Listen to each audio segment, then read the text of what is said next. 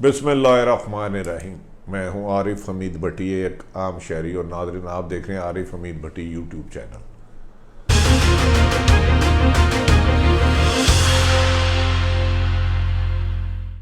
नाज़रीन, भारत से अलग होकर जब से पाकिस्तान ने आज़ादी पाई, पाकिस्तान बनाते हुए लाखों कुर्बानियाँ दी। माँ, बेटों, बाप, बहन, भाई, नवासा, पोता, कौन सा रिश्ता एक दूसरे से जुदा नहीं हुआ।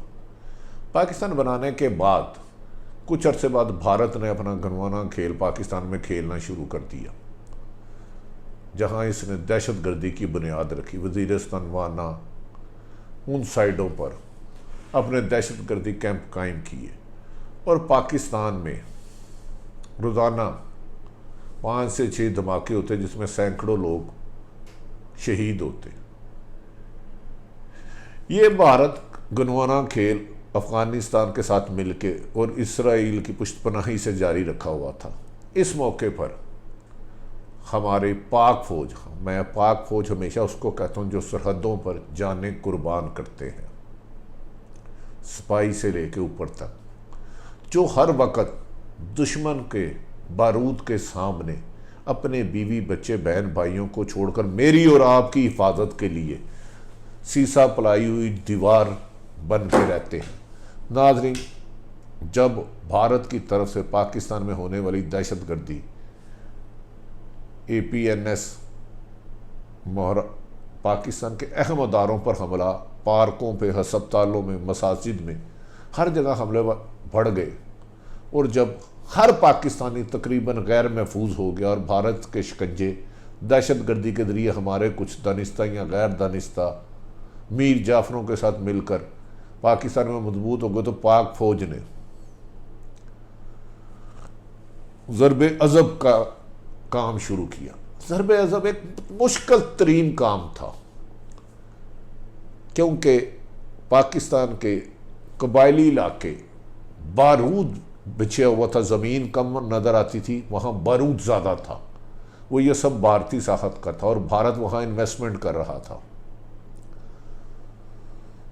ज़रबे अज़ब में जब ये किया गया तो पाक फ़ौज के जवानों ने अपने पाकिस्तान की सरजमीन की हिफाजत के लिए अपने बीवी, बच्चों, माँ, बहन, भाइयों को घरों में छोड़कर जिस तरह उनका मुकाबला किया, आप तसव्वुर भी नहीं कर सकते। हज़ारों शहादतें हुई, हमारे फौजी, हमारे अफसर लातदाद ज़ख्मी हो गए, किसी का बाजू नहीं रहा, किसी की टांग नहीं रही, उनके जिस्म के हिस्से उनसे जुदा हो गए। उसके बाद रद्दुल फसाद शुरू किया गया। रद्दुल फसाद ज़रबे अज़ब से एक बहुत मुश्किल काम था। याद रखें कि अमेरिका जो खुद को सुपर पावर कहता है, पूरी ताकत लगाने के बावजूद भी अफ़गानिस्तान में नाकाम हुआ, शिकस्त फाश उसका मुकद्दर हुई। $मिलियन लगा कर भी वो अफ़गानिस्तान को फतह नहीं कर चुका। लेकिन रद्दुल फसाद का पाक फ़ौज के जब APNS पे हमला हुआ, तो हमारी पाक फ़ौज के अफसरान आला सतही इजलास शुरू हुआ और एक अहद किया गया कि पाकिस्तान की ज़मीन को दहशत गर्दों से पाक किया जाएगा। उसके लिए बड़ी से बड़ी कुर्बानी देना पड़ेगी। नाज़रीन, जब भी कोई रद्दुल फसाद के लिए उस एरिए में दुश्मन का मुकाबला करने पाक फ़ौज का अफसर या जवान जाता, तो अपने बीवी बच्चों से मिल के जाता और कहता कि शायद ये मेरा सफ़र आखरत हो, मेरी वापसी मुमकिन ना हो, और अपने शरई हकूक़ पूरे करके जाता।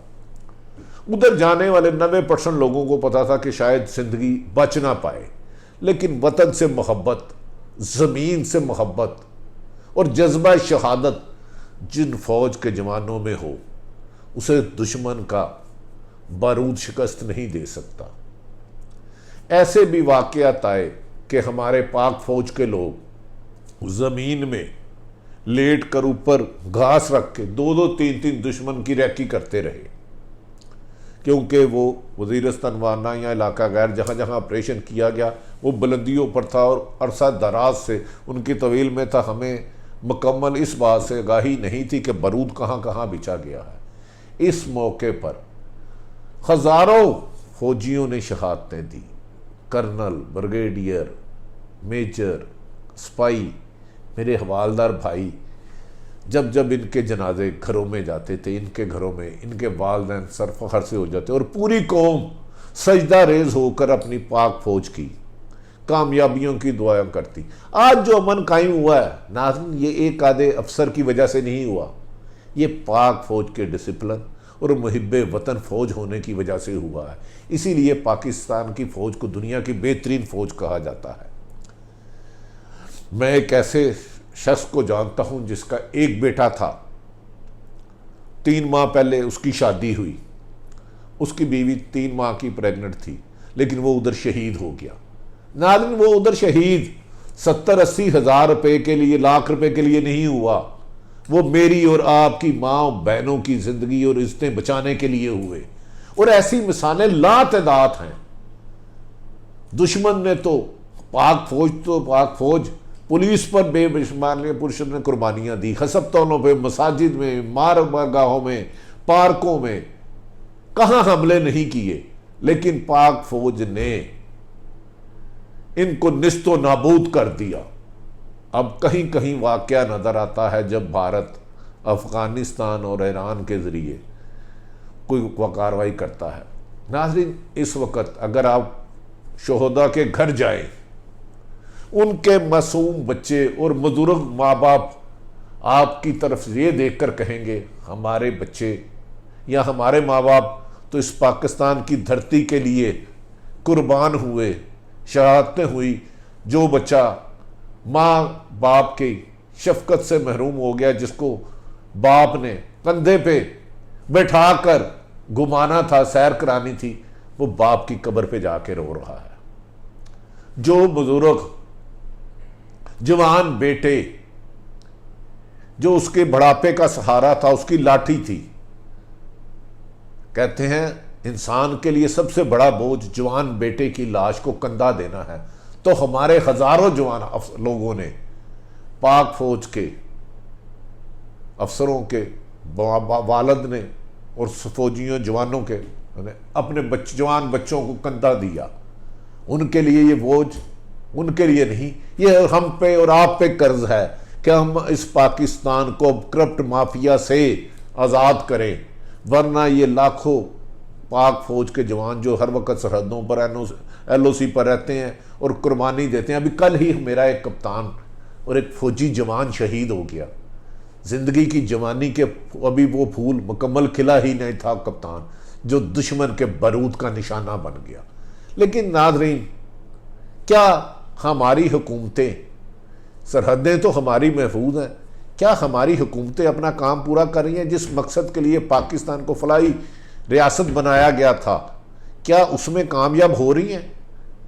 پاکستان کو فلاحی ریاست کے کیا تھا کہ لوگ اپنے عقائد کے مطابق اپنی زندگی بسر کریں گے، لوگوں کو ان کی قابلیت کے مطابق ترقی اور عروج ملے گا، تعلیم، صحت اور جان و مال کی حفاظت حکومت کی ہوگی۔ مکمل ناکام رہے۔ آج تک حکمرانوں کے چہرے بدلتے رہے، لیکن یہ جو فلاحی ریاست بنانے کا مقصد تھا یہ نہیں ہوا۔ اپنی قابلیت بھی ترقی کی بجائے مافیا کا حصہ بنے بغیر آپ آگے نہیں جا سکتے۔ اس مافیا نے اس ملک کو جکڑ لیا ہے۔ کب تک پاک فوج حفاظت کرتی رہے گی؟ کب تک شہادتیں دیتی رہے گی؟ ناظرین، ادھر میں یہ کلیئر کرتا چلوں، میں پاک فوج کی، پاکستان کی حفاظت کے لیے جان و مال دینے کی، قربانی کی بات کروں، اس کی نہیں کر رہا جو سیاست میں انٹرفیرنس کرتے ہیں، ہرگز نہیں کر رہا، نہ کبھی مارشاء اللہ کے حق میں تھا نہ ہوں۔ تمام اداروں کو انڈیپینڈنٹ کرنا ہوگا اور اداروں کو اپنے اور اپنے خاندان کے مفادات کی بجائے عوام کو مفادات کو ترجیح دینا ہوگا۔ ہر تیسرے دن آتا ہے کہ مافیا کو نہیں چھوڑوں گا، نہیں پکڑوں گا، لیکن کوئی ایک مافیا سزا کا حقدار نہیں ٹھہرا، جس کی وجہ سے مافیا دن بہ دن پھیلتا جا رہا ہے۔ کرونا آیا تو لا تعداد قیمتوں میں گیس سلنڈر کی قیمتیں 20-50 گنا بڑھ گئی، ماسک کی قیمتیں بڑھ گئی، پرائیویٹ اسپتال کے ڈاکو لٹیرے، چند ڈاکو لٹیروں نے 100 گنا پروفٹ کمایا، لیکن کوئی روکنے والا نہیں ہے۔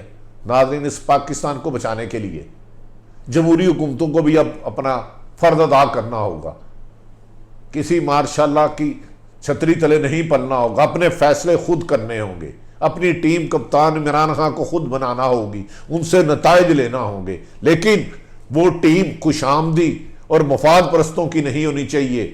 وہ ٹیم وہ ہونی چاہیے جو قائد اعظم نے بنایا تھا ویژن، کہ کوئی سرکاری افسر غیر قانونی حکامات نہیں مانے گا، صرف قانون کو فالو کرے گا۔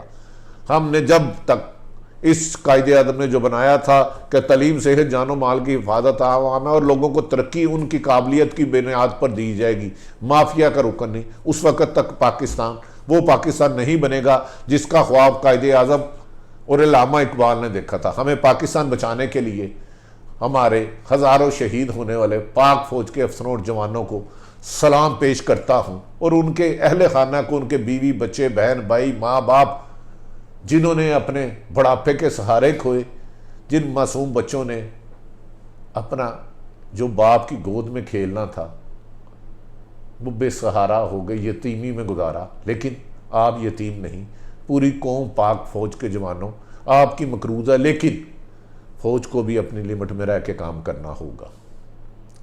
سیاست دانوں کو کرنے دیں، اگر کوئی غلط ہے اس کا ایک ہی حل ہے، کفر کا نظام چل سکتا ہے، ظلم کا نہیں۔ ہر قصوروار کو اس کی سزا ملے اور کسی بے گناہ کی طرف دیکھا بھی نہ جائے، اسی میں پاکستان کی ترقی، خوشحالی اور امن ممکن ہے، ادروائز ہم نقصانات کی طرف جا رہے ہیں۔ اس کی آج تفصیل میں نہیں جاؤں گا۔ بہادر سموتوں کو سلام۔ ناظرین، عارف حمید بھٹی کی یہ گفتگو اگر آپ کو پسند آئے تو عارف حمید بھٹی کا چینل یوٹیوب چینل سے سبسکرائب کریں، لائک کریں، ہو سکتا ہے تو شیئر کریں، اپنے ارد گرد رہنے والوں کی خوشیوں کا باعث بنیں۔ پاکستان زندہ باد۔